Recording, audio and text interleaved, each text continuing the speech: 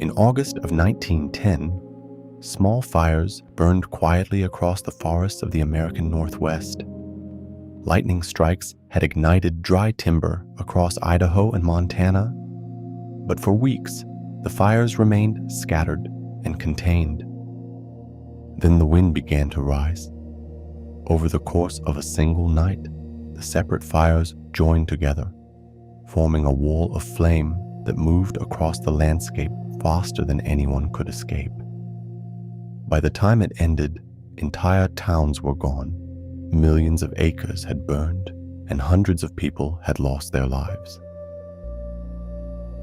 In the summer of 1910, the forests of the American Northwest stretched across vast distances, covering mountains, valleys, and ridgelines in dense, unbroken timber.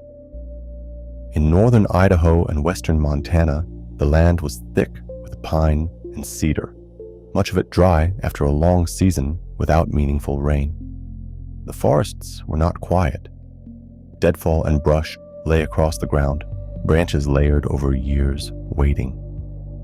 When lightning moved through the region, it did not strike once. It struck again and again. Small fires appeared across the landscape, isolated, scattered, and at first, manageable. Smoke rose in thin columns through the trees. From a distance, the fires seemed separate from one another, each one burning within its own section of forest. At the time, the United States Forest Service was still a relatively new organization. Formed only a few years earlier, it was responsible for managing vast stretches of wilderness with limited resources. Crews of firefighters, many of them local workers, laborers, and volunteers, were sent into the mountains to contain the growing number of fires. They moved through steep terrain, digging fire lines by hand and working to isolate each blaze before it could spread. For a time, it seemed possible. The fires burned, but they remained scattered, controlled. The forests held them in place. Across the region, towns continued their routines. Rail lines operated, mills processed timber, and in the distance, smoke lingered above the mountains, visible but not yet understood. But the conditions that summer had already set something in motion.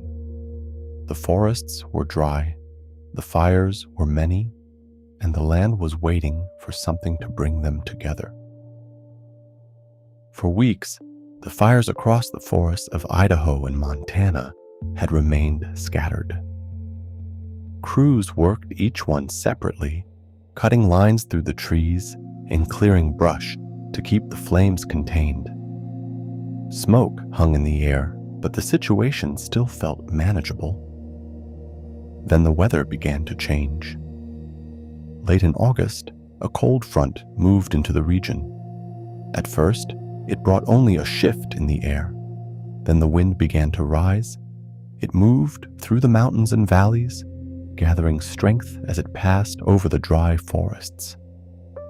The scattered fires responded immediately. Flames that had been low and controlled began to spread.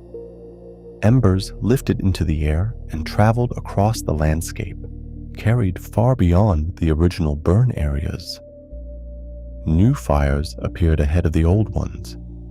Separate burn zones began to edge toward one another. Firefighters on the ground could see it happening. Lines that had held the day before no longer stopped the flames. The wind pushed the fire forward faster than crews could move. Then over the course of a single night, the fires stopped behaving as separate events. They began to merge.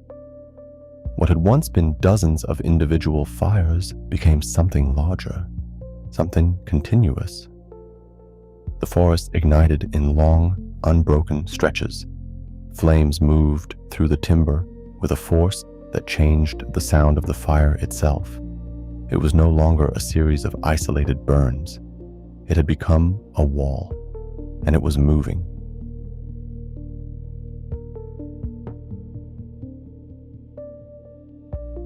As the fires merged and the wind continued to build, the scale of what was happening across the region became impossible to ignore.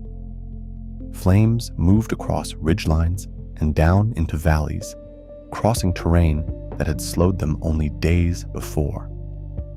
Entire sections of forest ignited at once. Smoke thickened into a continuous haze, rising high above the mountains and spreading across the sky. Fire crews on the ground continued working where they could, cutting lines and trying to slow the advancing flames. But the pace of the fire had changed.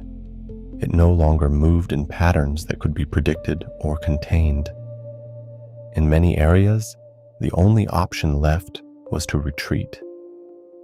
Towns scattered through the forests began to feel the approach.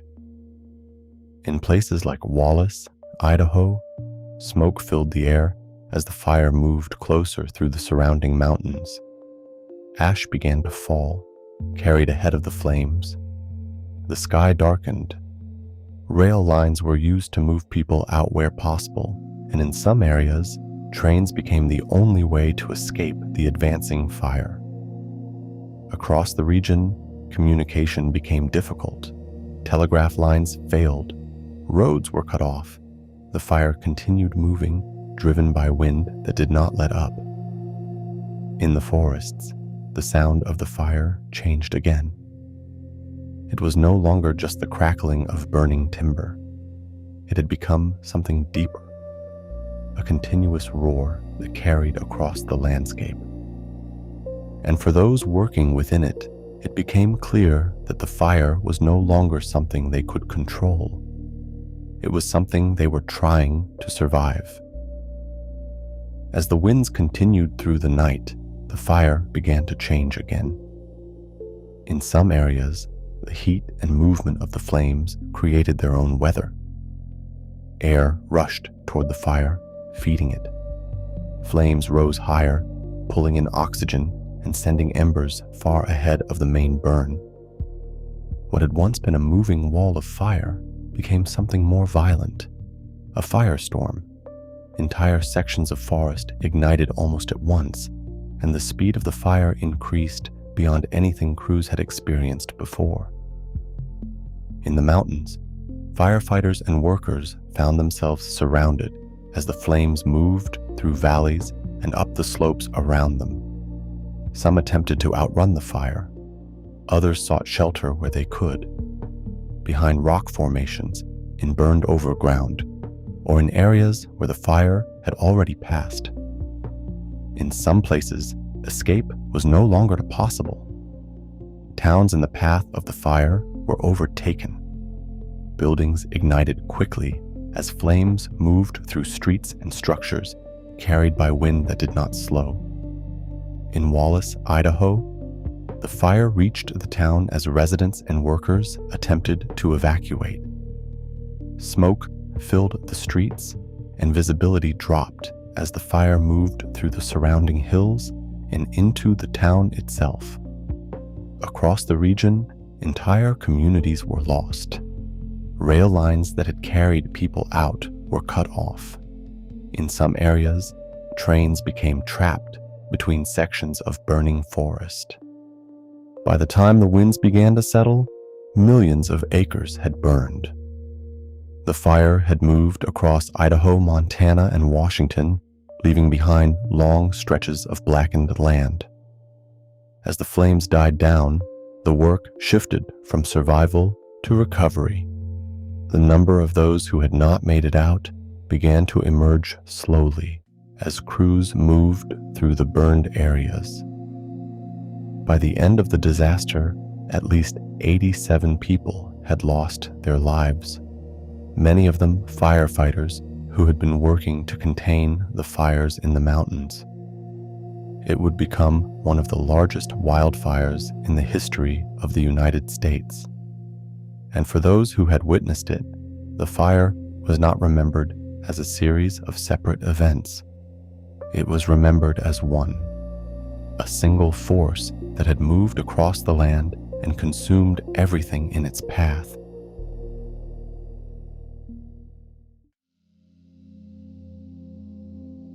When the winds finally began to ease, the fire did not stop all at once.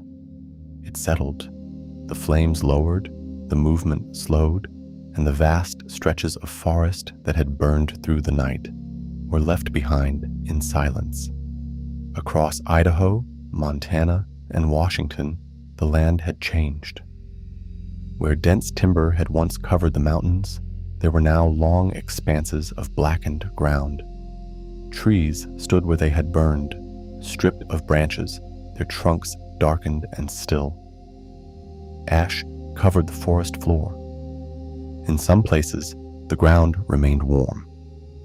Smoke continued to rise in thin, fading lines from areas that had not yet fully cooled. The sound that had carried across the mountains, the constant roar of the fire, was gone. What remained was quiet. Crews moved carefully through the burned areas, searching for those who had not returned. Towns that had stood in the path of the fire were reduced to scattered remains. Rail lines, once used for escape, passed through landscapes that no longer resembled the forests they had crossed only days before.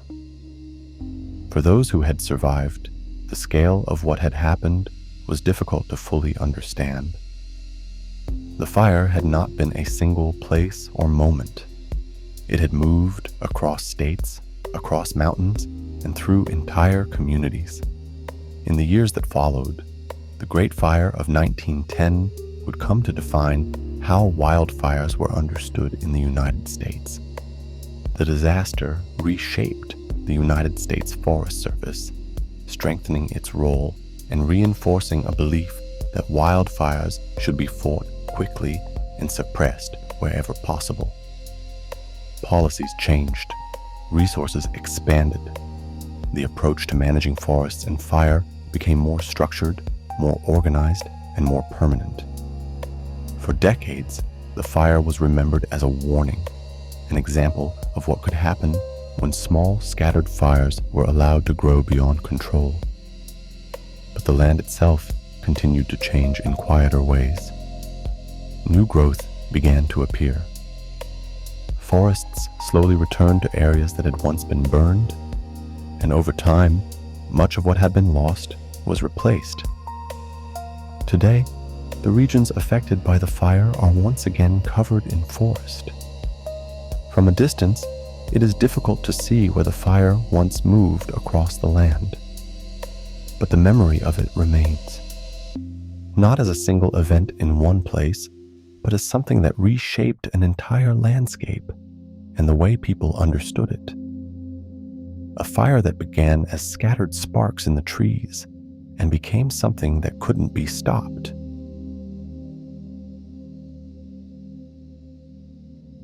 That was tonight's story. You've been listening to The Midnight Box. Wherever you are, thank you for listening. Good night.